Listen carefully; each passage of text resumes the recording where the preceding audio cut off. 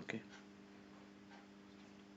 তো সেই সুনীল গাভাস্কর বলছিলেন যে ও তুমি আচ্ছা তুমি আমাকে গালি দিয়েছিলে নাকি? তো জাভেদ মিয়াঁ বলছেন ও হ্যাঁ হ্যাঁ।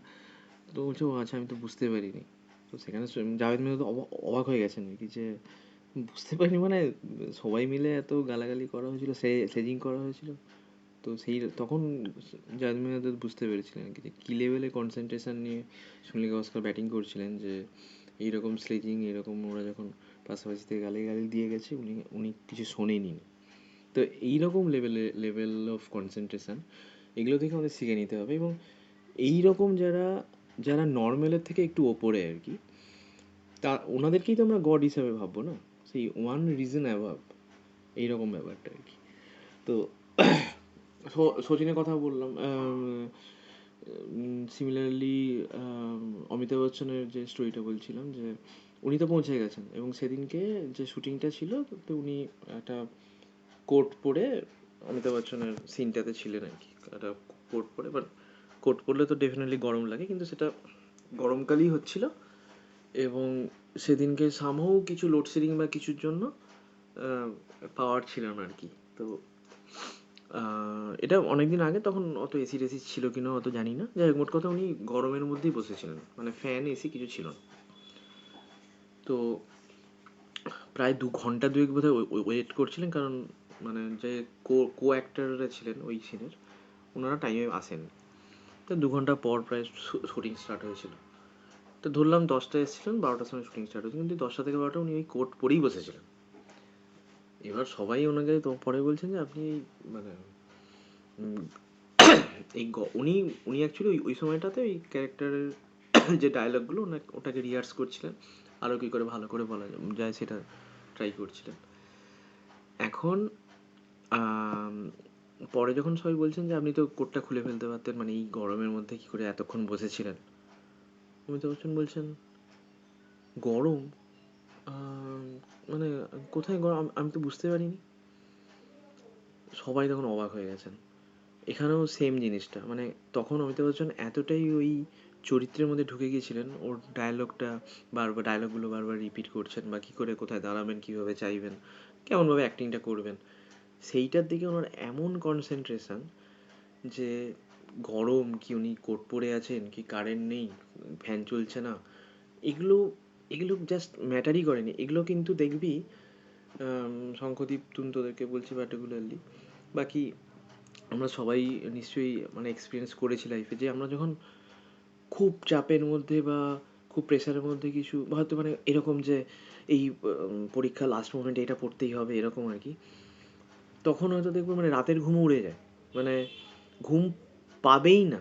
বা হয়তো নর্মালি কেউ ভোরবেলা উঠতে পারে না বা ওঠে না, কিন্তু সেদিনকে হয়তো রাত 12টা 1টা 2টোতে ঘুমিয়েও তার হয়তো 5টার সময় অটোমেটিক্যালি ঘুম ভেঙে যাচ্ছে, দিয়ে আবার পড়তে বসে যাচ্ছে। মানে তার মনে হচ্ছে না যে সে কম ঘুমাচ্ছে বা কিছু। কারণ আমাদের যখন ওই মাইন্ডটা যখন প্রচণ্ডভাবেই অ্যাটেন্টিভ হয় কোনো একটা কিছুর দিকে, তখন ওই এক্সটার্নাল ফ্যাক্টরগুলো, যে আমি মানে পরিবেশটা কেমন, কি গরম কি ঠান্ডা কি বৃষ্টি হচ্ছে কি এটসেট্রা আদার ফ্যাক্টরসগুলো, কি আমি কম ঘুমালাম এই ঘুমালাম, মানে ওগুলো কিছু মানে ম্যাটারই করবে না আর কি। যে কারণ আমার আমার মাইন্ডটা টোটালি ওই ওই একটা জিনিসের দিকে এতটাই ডিভোটেড যে আমি পুরো আনইম্প্যাক্টেড থাকবো বাই দ্য এক্সটার্নাল অ্যাফেয়ার্স, এটা আর কি। তো তো সেই রকম আর কি, যে ওই অমিতাভ বচ্চনেরও সেরকমই ছিল। তাই এখানে অমিতাভ বচ্চনের কথা বললাম, সুনীল গাভাস্কর, তারপরে সচিন তেন্ডুলকরের কথা হলো। সিমিলার আরেকটা লেখা পড়েছিলাম রবীন্দ্রনাথ ঠাকুরের উপরে। রবীন্দ্রনাথ ঠাকুর উনি জায়গাগুলো আমার এক্স্যাক্টলি মনে নেই, মোট কথা এই পুরুলিয়ার দিকে বা ছোটনাগপুর মালভূমির দিকে কোনো একটা জায়গায় তখনকার দিনে কোনো একজনের এতে উনি বলেছেন যে ওখানে উনি ঠাকুরমশাই আপনি ওখানে যাবেন, ওখানে আমরা খুব ভালো খুব সুন্দর পরিবেশ, ওখানে আমরা দুপুরে খাওয়া দাওয়া করবো, মানে সকালের ট্রেনে যাওয়া হবে, সে যেখানে ট্রেন থেকে নামা হবে সেখান থেকে আবার বোধ হয় ঘোড়ার গাড়ি বা কিছু করে আবার অনেকটা যাওয়া হবে, সেখানে সুন্দর ব্যবস্থা থাকবে খাওয়া দাওয়া রেস্ট নেওয়া, আবার বিকেলে ফিরে এসে আবার সন্ধেবেলার আবার ট্রেনে করে আবার কলকাতা ব্যাক করা হবে। তো এরকম কিছু একটা বোধহয় প্ল্যানিং ছিল আর কি। এবার কি হয়েছে, এবার তখন তো অত মোবাইল টোবাইল এইসব তো ছিল না। তো ওখানকার যে লোকটা, মানে যেখানে যাওয়া হচ্ছে, সেই লোকটা হয়তো অতটা দায়িত্ববান ছিলেন না বা কিছু কারণে এনারা পৌঁছেছেন, এনারা স্টেশনে নেমেছেন, স্টেশনে নেমে তারপরে ওই ঘোড়াগাড়ি করে গেছেন, গিয়ে দেখছেন কোনো ব্যবস্থা নেই, নাথিং, মানে কিছু নেই। এবং তখন তো মোবাইল টোবাইল ছিল না, যে তো শোনো ওই মানে ওই লোকটা ওখানে যিনি সব ব্যবস্থা করে রাখার কথা যান, উনি অনুপস্থিত পুরো। তো সেইটা নিয়ে তো রবীন্দ্রনাথ ঠাকুরের সাথে যা বাকি যারা গিয়েছিলেন তারা তো প্রচণ্ড ক্ষুব্ধ, যে এটা হয় নাকি, এটাকে জাস্ট মানা যায় না, মানে এরকম সবাইকে ডেকে এনে তারপরে মানে এত ভালো সব কিছু বলে আর নিজেই অনুপস্থিত, কোনো অ্যারেঞ্জমেন্ট নেই, এতগুলো মানুষ এখন খাবে কোথায়, রবীন্দ্রনাথ ঠাকুর উনি এসেছেন, ওনার জন্য কোনো মানে স্পেশাল অ্যারেঞ্জমেন্ট তো নেই, কিন্তু মিনিমাম অ্যারেঞ্জমেন্টটুকুও নেই, আর কিছু নেই। তো এইসব করে সবাই প্রচণ্ড তিতিবিরক্ত, কিন্তু রবীন্দ্রনাথ ঠাকুর একটাও কোনো এসব নিয়ে কথা বলেননি। উনি ওনার যা বোধহয় কাগজ পেনে উনি খুচখুচ করে যাচ্ছেন, সকাল থেকেই করে যাচ্ছেন। তারপর সন্ধ্যাবেলাও এই করে মানে তারপর ওনারা কিছু একটা বোধহয় কিছু ব্যবস্থা করে হয়তো গ্রামে টামে সামান্য কিছু হয়তো খাওয়া দাওয়া করে তারপর আবার ফিরে এসে আবার স্টেশনে থেকে আবার ট্রেনে উঠে আবার কলকাতা ফিরছেন। তো রবীন্দ্রনাথ ঠাকুর উনি কিন্তু একদম শান্ত, উনি কিন্তু এতটুকু ইরিটেটেড নন, এতটুকুও বিরক্ত নন সিচুয়েশন নিয়ে, যেটা বাকিরা সবাই, মানে এরকম হলে তো আমরা নর্মালি তো সবাই তো বিরক্তই হব না, যে এটা কি ধরনের কথা, মানে এমন এত দূর নিয়ে যাওয়া হলো আর সেখানে কোনো অ্যারেঞ্জমেন্ট নেই, লোকটা প্রেজেন্টই নেই, লোকটা কোনো কথার দাম নেই, লোকটা দায়িত্ব জ্ঞানী এটসেট্রা এটসেট্রা, এটা এইসব কথা বলে আমরা ডেফিনেটলি আমাদের বিরক্তি প্রকাশ করব, তাই তো শঙ্করদীপ? হ্যাঁ স্যার, মানে এটা তো নর্মাল, মানে আমাদের কিন্তু ক্ষেত্রে এটা তো স্বাভাবিক। হ্যাঁ, হ্যাঁ, কিন্তু নরমাল। রবীন্দ্রনাথ ঠাকুর এতটুকু রিয়াক্ট করছেন না, উনি এতটুকুও নিজের বিরক্তি প্রকাশ করে কোনো শব্দ ইউজ করছেন না। তো উনি উনি জাস্ট এর মধ্যে ঠিক আছে ঠিক আছে, মানে এরকম টাইপের একটা, মানে মনের মুখে একটা অভিব্যক্তি যে ঠিক আছে টাইপের, ঠিক আছে এরকম টাইপের। তো যখন কলকাতা ফিরে এলেন তখন দেখা গেল রবীন্দ্রনাথ সেদিনকে অলরেডি 5টা জিনিস লিখে ফেলেছেন, মানে গদ্য পদ্য মিলেই আর কি, সব কিছু মিলে এরকম 5 বোধহয় সংখ্যাটা ছিল।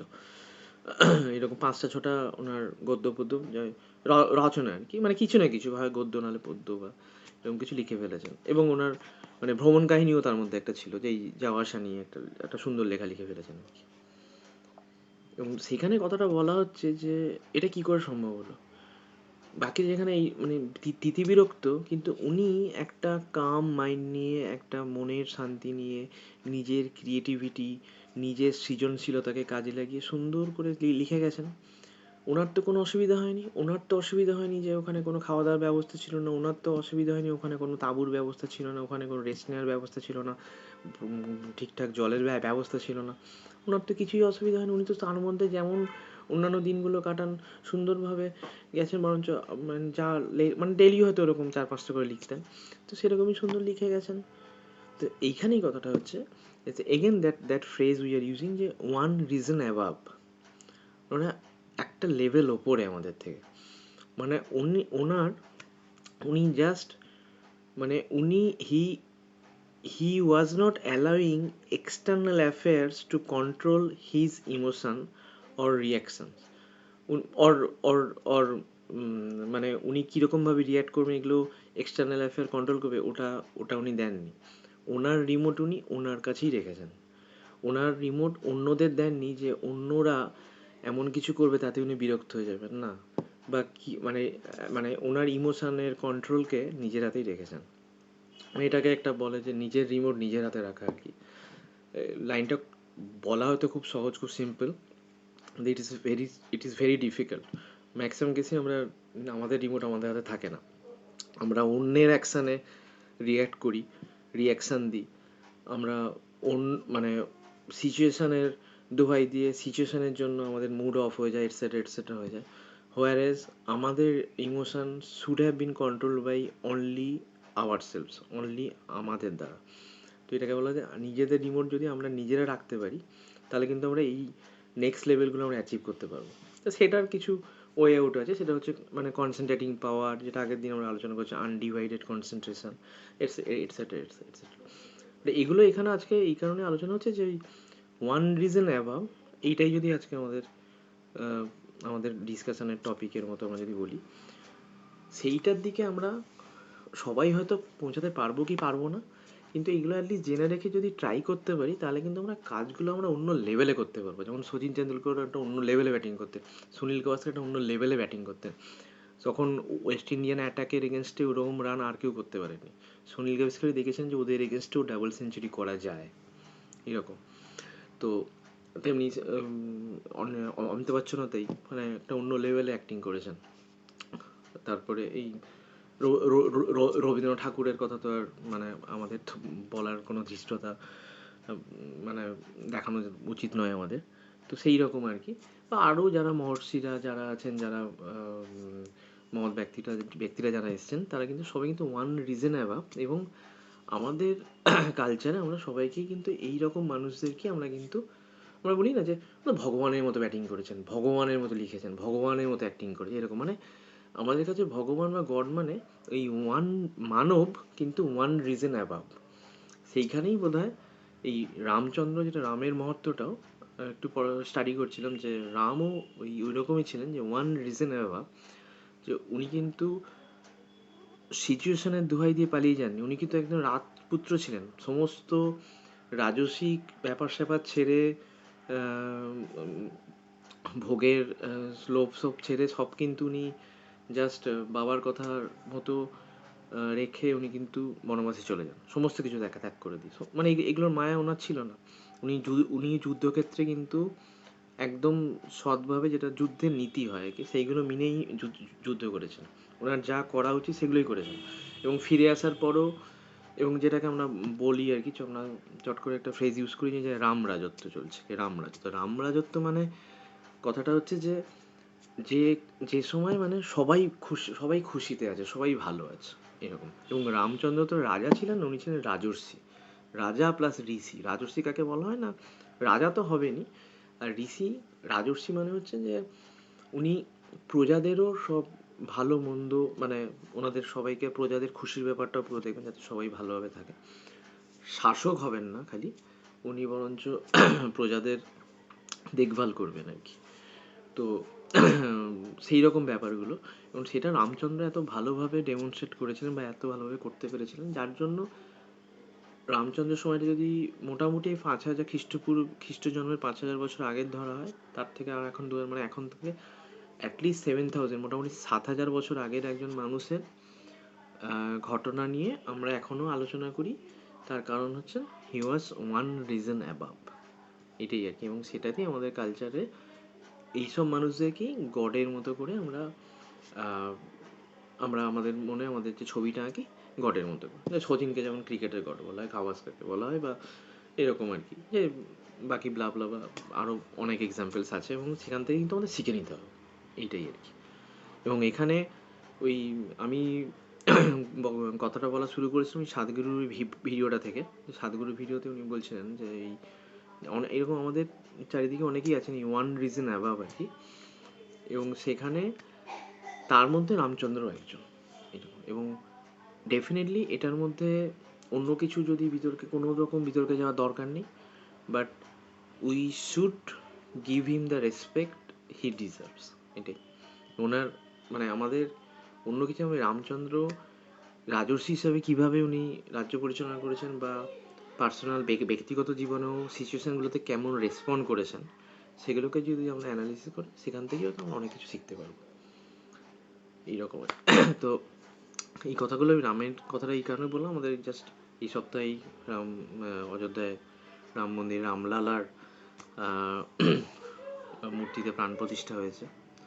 আর আরো আরো একটা ইন্টারেস্টিং, ওই রামলালা ব্যাপারটা আমরা কি এখানে সবাই জানি? মানে আমরা তো ওই রামচন্দ্র জানি, হোয়াট ইজ রামলালা কেউ জানি আমরা? এসা জানিস? হ্যালো? না দাদা, জানি না। হ্যাঁ, যে মনে হয়নি যে রামলাল, হোয়াট ইজ রামলালা, একটু গুগল সার্চ করি। শঙ্খদ্বীপ, শঙ্খদ্বীপ জানিস?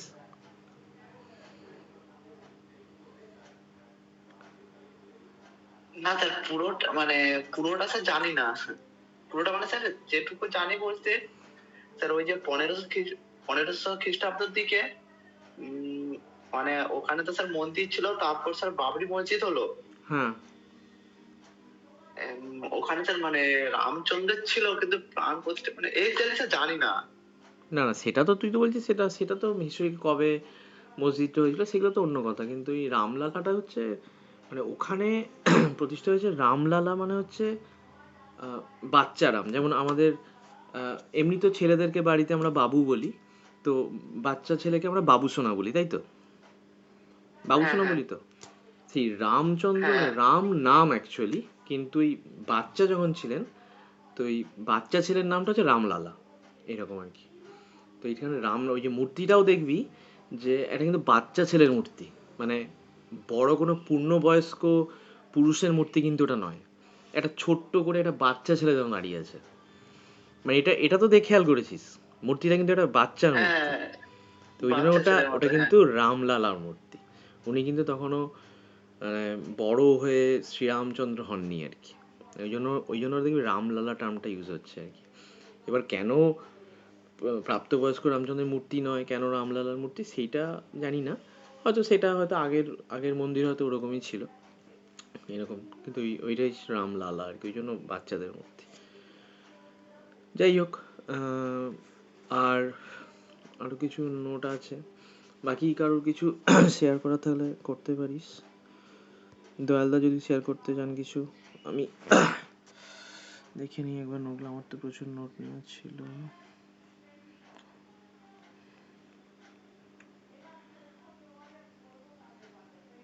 এসা, অনেকদিন পর কিছু বলবি না? আচ্ছা, আমি আরেকটা বলে দিই। এই সেদিনকেই ইনফ্যাক্ট 22 তারিখেই একটা ছিল এখানে কাঁথিতে, একটা বিয়ে বাড়ি ছিল। বিয়ে বাড়ি মানে আমাদেরই মেম্বার একজন, ওরা দুই বোনই মেম্বার, সুনন্দা এবং ওর বোন তনুশ্রী। তো ওই বিয়ে বাড়িতে ওটারও আমি গ্রুপে শেয়ার করেছিলাম আর কি। সুনন্দাও 2019-এ ওর বিয়ের সময়টা করেছিল, আর এবছর প্রায় 4.5 বছর পর ওর বোনের বিয়ে, ওর বোনও সেম জিনিসটাই করেছে আর কি। আগে সোমবারই বিয়ে হয়েছে। তো ওই যে সমস্ত নিমন্ত্রিতদের বলা হয়েছিল যে আপনারা আপনাদের মানে কোনো গিফট আনবেন না প্লিজ, মানে আপনারা এসে আশীর্বাদ করে যাবেন, শুভেচ্ছা দিয়ে যাবেন, সেটাই আমাদের জন্য যথেষ্ট, আমাদের পাথেয় হয়ে উঠবে। আর আপনারা নিতান্তই যদি গিফট আনতে চান, তাহলে আপনারা এই ডাল, ছোলা, তেল, সয়াবিন, বাদাম, এইসব আনতে পারেন। তাহলে এইগুলো আমরা, এই খাদ্য সামগ্রী আমরা যারা আমাদের মধ্যেই যেসব ভাই বোনেরা আছেন যারা অনেক বেশি চ্যালেঞ্জ ফেস করেন টু আর্ন এ লিভিং, মানে জীবনযাপন করার জন্য, তো তাদের মধ্যে আমরা চেষ্টা করবো বিতরণ করে দিতে। তো এটা তো গ্রুপে বোধহয় আমরা দেখেছি, আমি দিয়েছিলাম আর কি। তো প্রচুর মানুষ ওই ওই ওই রকম জিনিসপত্র গিফট হিসেবে এনেছিলেন। তো সেগুলোকে আমরা কালেক্ট করে সেই রাতে তো আমার বাড়িতেই নিয়ে আসা হয়েছিল। তারপরে করে করে এখন অনেকটা স্টক কমে গেছে, প্রচুর আমরা ডিস্ট্রিবিউট করছি আর কি লাস্ট কিছুদিন ধরেই। কিন্তু মানে মেন ব্যাপারটা হচ্ছে যে আইডিয়াটা আর কি, মানে দুর্দান্ত, তাই না? মানে এরকম ভাবনা চিন্তা করা, মানে অনেকেই হয়তো বলে হ্যাঁ ভালো আইডিয়া, কিন্তু ভালো আইডিয়া জাস্ট বলা আর অ্যাকচুয়াল করে দেখানো। যে সত্যি কথা, বিয়ে বাড়িতে সবাইকারই একটা একটা তো একটা লোভ ওয়ার্ডটা না ইউজ করলেও একটা তো অ্যাট্রাকশন থাকেই, যে অনেক গিফট পাবো। এই যে বিয়ে বাড়ির পরে একটা গিফট খোলার একটা বেশ একটা ইন্টারেস্ট থাকে, কী কী গিফট পেয়েছি দেখি। কিন্তু এখানে কোনো গিফটই পড়বে না, মানে সেই অ্যাট্রাকশন থেকে বেরিয়ে এরকম একটা সুন্দর একটা একটা ইনোভেটিভ একটা আইডিয়া করা। এটা ওর দিদির বেলা 2019-এর সময় প্রচণ্ড ওকে সবাই ওকে অপোজ করেছে, না এরকম করা যাবে না এরকম। এবারে সেভাবে যেহেতু ওর একবার প্রথমবার হয়ে গেছে, তো এবারে ওর বাড়ির লোকরা মোটামুটি ব্যাপারটা নিয়ে ধাতস্থ ছিলেন, যার জন্য এবারে আর বরঞ্চ এবারে সাপোর্টিভই ছিলেন।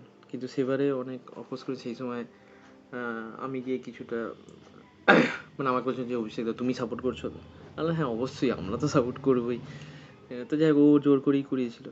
তো এবারে ব্যাপারটা অনেক স্মুথ হয়েছে, মানে এত আর জিনিসও প্রচুর পড়েছে, প্রচুর জিনিস, প্রচুর মানুষ, প্রচুর খাদ্য সামগ্রী দিয়েছেন।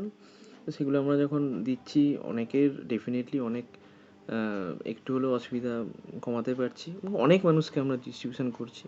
কিন্তু আইডিয়াগুলো এত সুন্দর যে আমরা বলি out of the box thinking, মানে out of the box thinking at its best আর কি। যে আমরা এইভাবেও ভাবতে পারি আর কি। বা এই এখন অনেক বিয়েবাড়িতে, অনেক বলবো না, কিছু কিছু বিয়েবাড়িতে হয়তো আমরা শুনেছি যে রিটার্ন গিফট হিসাবে বা কোনো অনুষ্ঠান বাড়িতে যখন যে অতিথিরা আছেন তারা ফেরার সময় ওনাদেরকে একটা করে গাছের চারা দেওয়া হচ্ছে বা এরকম কিছু। এটা এটাও মানে ওই একটা গাছ দিয়ে যে একদম পৃথিবী পুরো পলিউশন কমে যাবে, প্রচুর অক্সিজেন বেড়ে যাবে, সেটা নয়, কিন্তু ওটার মাধ্যমে যে মেসেজটা দেওয়া হচ্ছে যে আমরা যেন গাছ লাগাই, গাছের যেন যত্ন নিই, এই ব্যাপারটা তো আমাদের ব্যাকগ্রাউন্ডে ডেফিনেটলি একটা হিট করবে বা মানে করা উচিত আর কি, এরকম একটা জেস্চারের মাধ্যমে। তো এইরকম আউট অফ দ্য বক্স থিঙ্কিংগুলো আমরা যেন করতে থাকি, ভাবতে থাকি যে আরও কীভাবে আমরা, বা এই অঞ্জন যে আমাদের মেম্বারও, ও যেটা করে আর কি, ওর জন্মদিনে যত বছর হয় ততগুলো গাছ লাগায়। ওটাও খুব সুন্দর। এই আর কি, ওই আউট অফ দ্য বক্স থিঙ্কিংগুলো আমাদের যখনই কিছু এরকম ইনোভেটিভ আইডিয়া আসবে, এগুলো আমরা নিজেরা যেন আমাদের এখানেও ডেফিনেটলি আমাদের এই ডিসকাশনে তো শেয়ার করতেই পারি। প্লাস আরেকটা, আমি সেদিনকে আমাদের একটা ফ্যামিলি গ্রুপে দেখছিলাম, আমার এক রিলেটিভ, ওর বিবাহ বার্ষিকী ছিল। তো ওকে সবাই যখন হ্যাপি ওয়েডিং অ্যানিভার্সারি ওকে উইশ করছিল হোয়াটসঅ্যাপ গ্রুপে, ওর রিপ্লাইতে নর্মালি কি থ্যাংক ইউ বা এরকম করে একটা স্মাইলি দেয় সবাই, ও তার রিপ্লাইতে একটা করে ওই গাছের একটা ইমোজি আছে না হোয়াটসঅ্যাপে, সেই গাছের ইমোজিটা দিচ্ছিল আর কি। তো ওইটা করে যে পৃথিবীতে অক্সিজেন সঙ্গে সঙ্গে বেড়ে যাচ্ছে সেটা নয়, but that is actually striking us, যাকে দিচ্ছে সে ও বাবা, মানে ও এইটা এইভাবেও থ্যাংক ইউ জানাচ্ছে, মানে সেটা তার মানে গাছের একটা ইম্পর্টেন্সকে একটা প্রমোট করা বা কিছু, সবাইকার ব্যাক অফ দ্য মাইন্ড কিন্তু ওটা হিট করছে। এইগুলো এইগুলোই হচ্ছে out of the box thinking, যেগুলো আমাদের সবাইকার ভালোর জন্য আর কি। তো এইরকম ভাবনা চিন্তাগুলোকে আমাদের ডেফিনেটলি প্রমোট করা উচিত, এবং আমাদের নিজেদেরও যদি কোনো এরকম চিন্তা আসে আমরা যেন অবশ্যই এখানে শেয়ার করি। আচ্ছা, এই সরলা সরলা শুনতে পাচ্ছিস? হ্যাঁ দাদা, শুনতে পাচ্ছি। আচ্ছা, রবীন্দ্রনাথ ঠাকুরের যেটা ঘটনাটা বললাম, শুনলি? হ্যাঁ শুনেছি, মাঝখানে একটু গ্যাপ চলে গেছে, আমাদের হোস্টেলে খাবার চলে এসেছিল তো নিতে গিয়ে পুরোটা শোনা হয়নি। এইরে, আচ্ছা বাকিরা শুনেছিস? তুন, শঙ্খদীপ, এসা, দয়ালদা? হ্যাঁ স্যার, পুরোটা শুনেছি সব। দারুণ না? মানে উনি সেই দিনেও অতগুলো রচনা করে ফেলেছেন।